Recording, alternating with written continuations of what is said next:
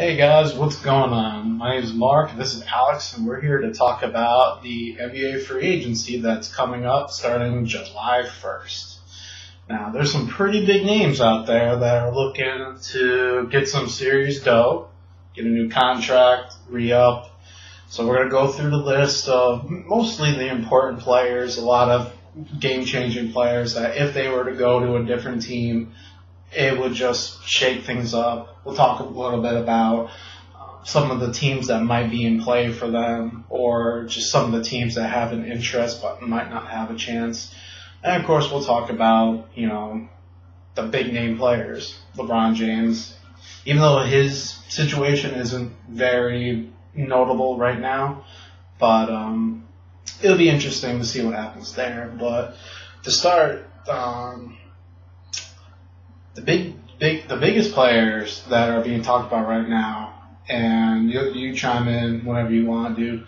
LaMarcus Aldridge, the forward from the Portland Trail Blazers, he's one of their key players. He has a player option for $16 million. So now, good chunk of change. It is. So he's opting out. So what this means is he's going to try and find a better deal instead of opting in to stay at Portland. Now, Portland could re-sign him. They could offer him 16, 17, or whatever above to try to keep him, but he's right now playing up his options, and right now he's pretty much like the hottest free agent because he's a very good player. He's a big guy down the middle, score you tons of points, play some good defense, and get you a lot of rebounds. And he's somebody that you can build around in your team. So he's getting interest from a lot of teams. And one of those teams, interesting enough, is the LA Lakers. Oh. And what's even more interesting about this is they don't have a lot of money. Yeah, because Kobe ate up a lot of their salary cap with his mega huge deal, which I believe they overpaid big time. And I get why they did it because it's Kobe. It's Kobe. But you have to pay players based on their performance as they are performing currently versus what they did in the past. Now, a lot of teams are guilty of that. Yeah. And that's pretty much the standard in sports. But when you're an NBA franchise and you have 10 to 12 players on a team and you don't have a whole lot of wiggle room, as in how many people you can sign year to year, you really want to leave that money open. I could have seen maybe they re-sign him, maybe he gets 10, 11, 12 mil. He's getting 20 plus. Wow. For the next couple of years. That eats up a lot of space.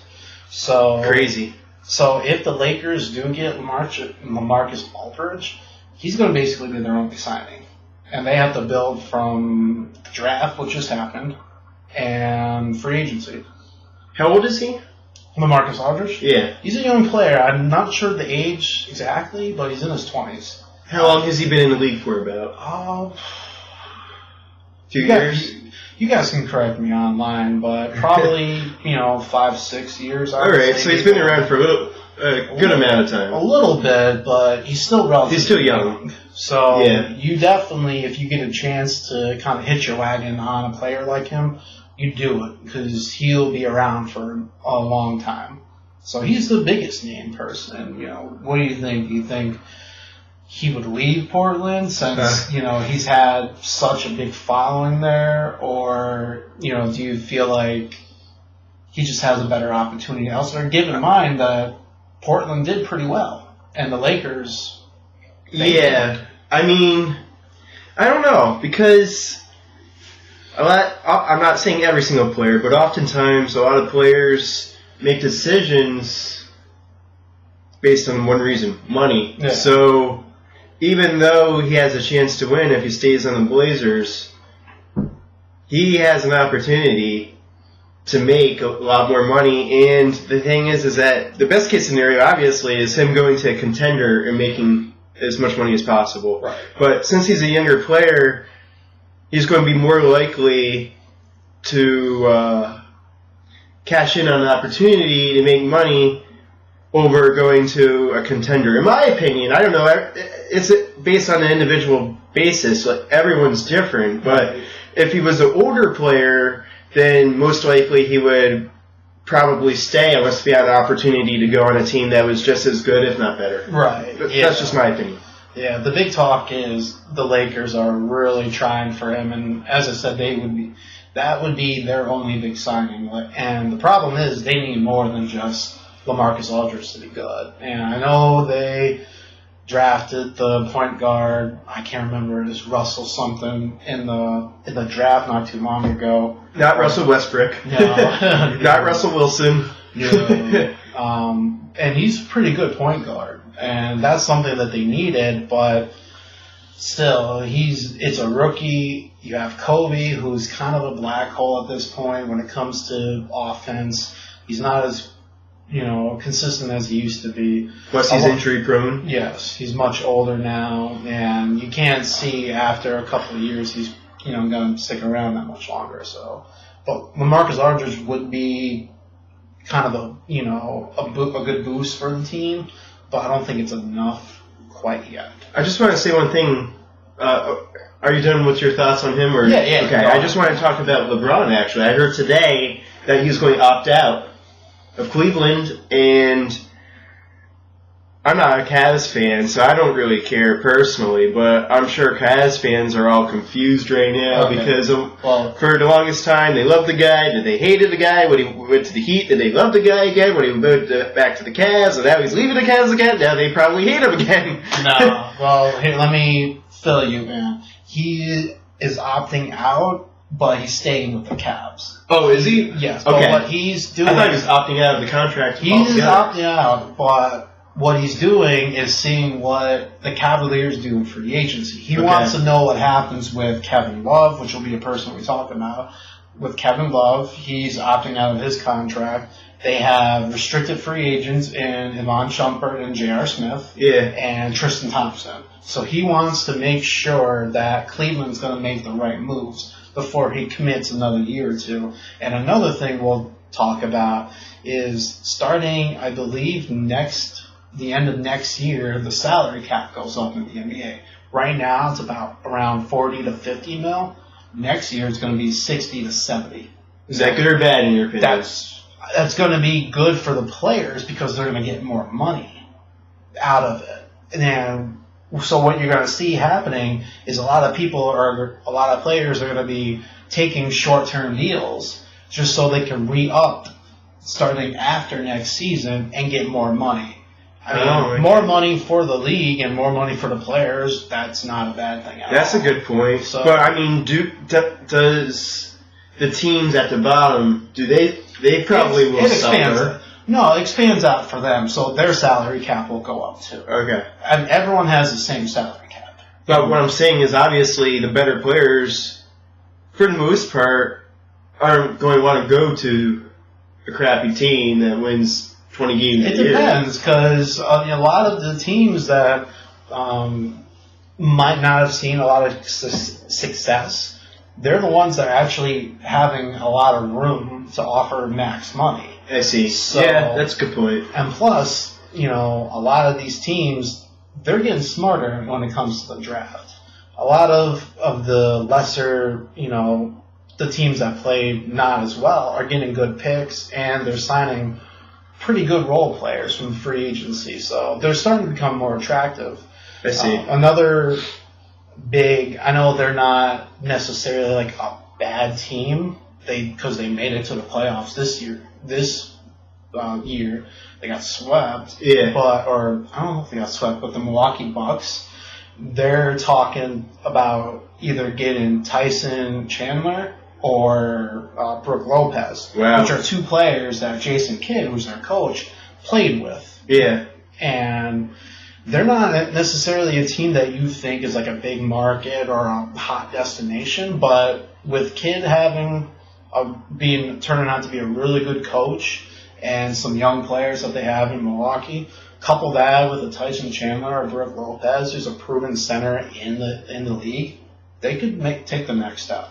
And think about this. It's Milwaukee.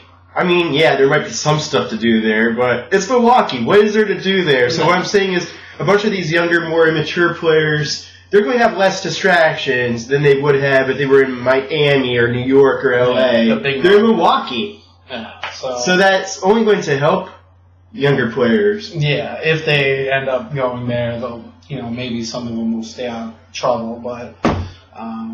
But yeah, so that's LaMarcus Aldridge. That's the LeBron thing. So all you Cleveland fans can relax. He's probably not going anywhere. I'd be very shocked if he ends up going somewhere else. The plan is he's staying. But someone who's not staying, in my opinion, is Kevin Love. They outcasted him so hard. And I don't think he comes back to Cleveland. He opts out, and he has some options. Lakers, if they don't get LaMarcus Aldridge, they're looking into him. Boston Celtics should be really interesting because it's their player that ended up injuring him during the playoffs and taking him out for the full rest of the playoffs. So that would be an awkward situation. Ironic, I guess. Yeah, that too. There's talk about Dallas being interested. I believe it was Dallas. And then Portland, if they lose, I just said that, if they lose LaMarcus Aldridge. I think those are the main ones. Maybe Houston. Yeah, I think it's between the Lakers, Boston, and Portland at this point.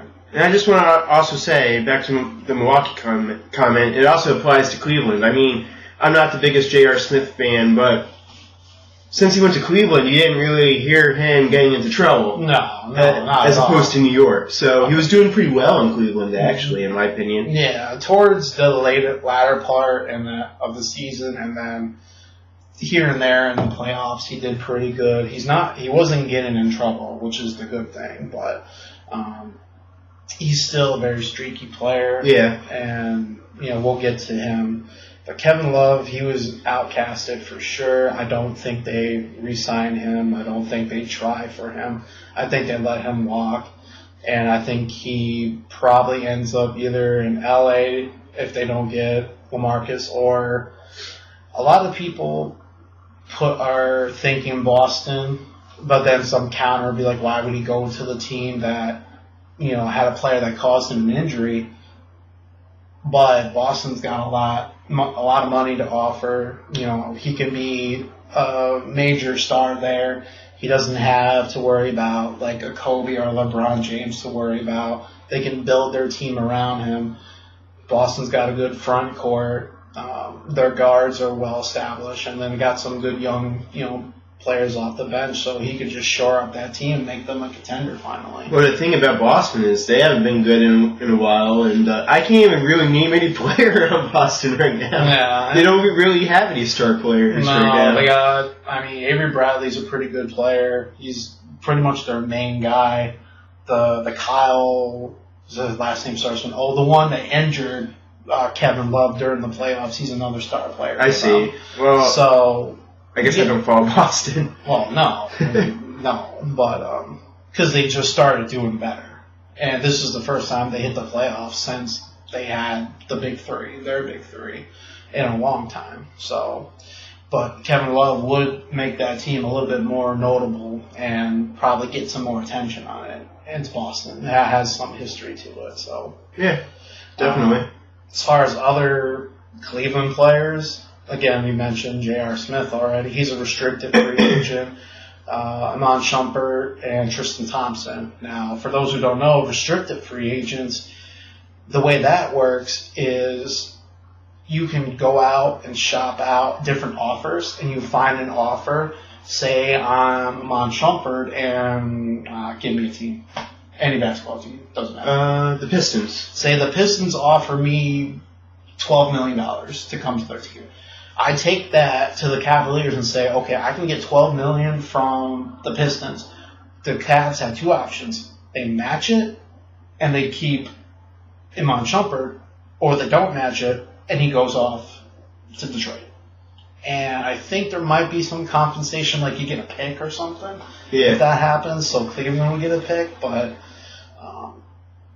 so that's how restricted free agency works, and it's tough to pick or to decide if Amon or JR get re-upped by the Cavaliers, because they weren't really much of a factor in the finals. They had their moments, but they weren't that notable, to be honest. So, this is going to sound kind of weird, but say someone goes on Amazon and you're bidding on something, an item, and eBay, but sure. Or eBay, yeah. eBay. Well, I mean, you could probably, well, yeah, okay, eBay. And anyways, I want this new fancy calculator. I don't know, and I bid $5, and someone in Texas bids $6. Like, basically, they just go back and forth. It's not a bidding war. It's not a bidding war. It's he's gonna go shop out the best deal he can find. So it'd be like if you want a new TV and you find a place that offers this really great TV that you want, and it has all the stuff you want for like $300, and that's a steal. You're like, that's amazing. Yeah. And then you take that offer and you go to another store and be like, I can get this same exact TV with everything on it for $300. Can you match it, or can you do better? Okay. That's good comparison there. Yeah, that's essentially what restricted free agency is. So he's going to look around for so both these players, all these players are going to look around for offers, bring it back to their original team, and their team can say, okay, I'll sign you for that, I'll pay you that, or be like, we're not going to take that offer, you can go to that team, and we'll take the pick as compensation. So, yeah. Personally, my predictions would be,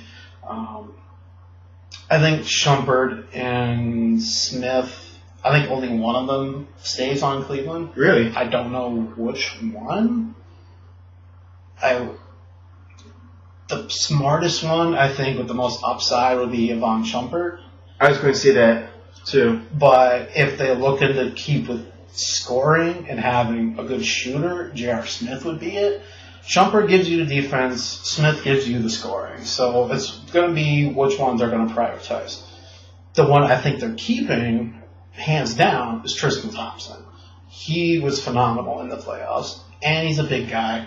He can rebound, he can defend, he can actually do some scoring too. This playoffs proved that the Cavaliers didn't need Kevin Love to win and to advance. So, and Tristan Thompson was in his role when he was injured. So that says that, okay, I think they're going to probably re-up or re-sign Thompson, and then probably let the other two walk, or let one of them walk. But it is a shame that Irving was hurt, because if he was healthy, they may have won. Yeah, possibly. Yeah, possibly. But so yeah, that's the Cleveland situation, and I think most likely that they'll keep Shumpert, just because even though J.R. Smith has been staying out of trouble lately, just given his record, he's more of a head case than Shumpert. So I would go with Shumpert over J.R. Smith, even though he's a good shooter. He's also streaky, and he's a head case. Yeah, definitely. So I know we're running along on time. Well, what we'll do, guys, is make a part 2 to this. Part 2. And we'll talk about some other players. We'll talk about players from our favorite teams and what we like and what we want to see from them going forward. So look out for that second part. Stay tuned.